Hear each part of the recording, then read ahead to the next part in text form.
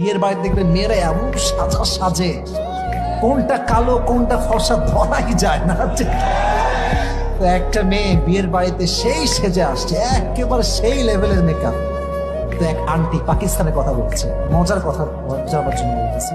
তো পাকিস্তানের একটা আন্টি আন্টি বলছে মেয়েকে, ইয়া बेटी तुम इतनी खूबसूरत कैसे हो, तुम्हारी चेहरा इतना गोरा क्यों है?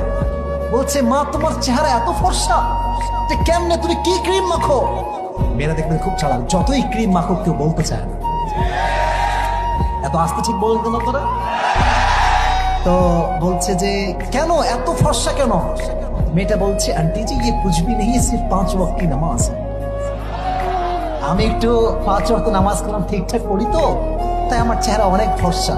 तो आंटी की बोलছে, এবার মনোযোগ দাও। आंटी बोलছে बेटा तुम तो फर्ज पढ़ते हो, कभी कभी नफल भी पढ़ लिया करो ताकि तुम्हारे चेहरे के साथ साथ हाथ भी गोरा हो जाए।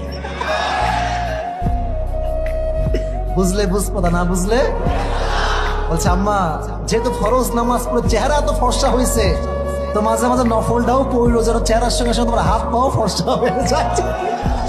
মানে এমন মেকআপ মারছে চেহারায়, চেহারা ফর্সা, মানে হাত ওই কালার কালাই থেকে গেছে। বাট কালো হলেই যে মেয়ে অসুন্দরী হয়ে যায় তা নয়, সুন্দরী মেয়ে হচ্ছে সেই মেয়ে যে রূপে নয়, যে গুণে সুন্দর। ঠিক না বলো?